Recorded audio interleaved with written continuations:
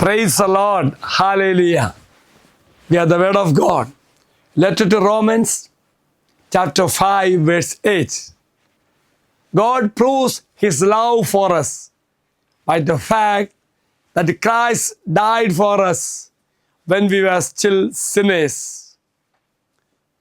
Here's the reflection of St. Bernard.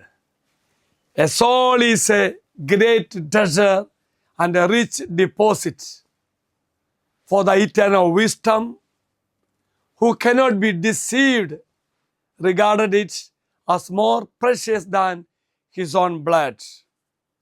Dear friends, this verse highlights the unconditional and sacrificial nature of God's love, emphasizing that Christ's death on the cross was an act of love motivated by God's love for humanity, even while they were still in a state of sin.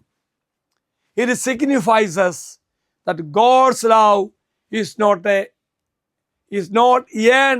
or based on human merit, but is a free gift offered to all. In essence, Romans chapter 5 verse 8 conveys that God's love is not dependent on our goodness or worthiness. Instead, it is a love that was demonstrated through the ultimate sacrifice of His Son Jesus Christ, even when humanity was at its worst. Let us pray. Heavenly Father, let me never forget the incomparable value of my immortal soul.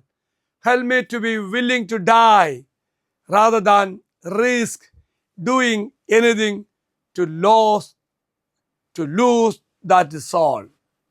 The Lord be with you. May Almighty God bless you. Father, Son, and the Holy Spirit, have a great day to everybody.